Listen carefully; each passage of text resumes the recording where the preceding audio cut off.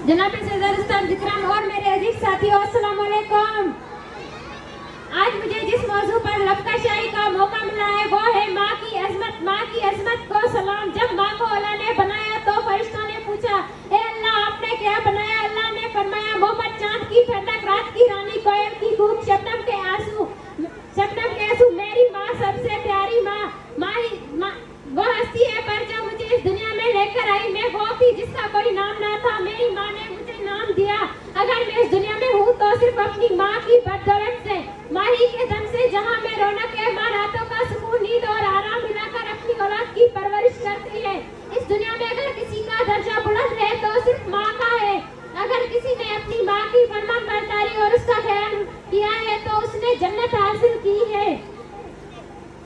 एक मुद्दत से मेरी माँ नहीं सोई ताबिश, एक मुद्दत से मेरी माँ नहीं सोई ताबिश। मैंने एक रोज कहा था मुझे डर लगता है, मैंने एक रोज कहा था मुझे डर लगता है। मैं अपनी गुफ्तगू को समेटते हुए ये जरूर कहूंगी कि मैं बड़ी होकर दुनिया में आला से आला मुकाम क्यों ना हासिल करूं, मगर मेरी माँ के साथ उंगली पकड़कर चलने वाले वो लम्हात जिंदगी के कीमती लम्हात है।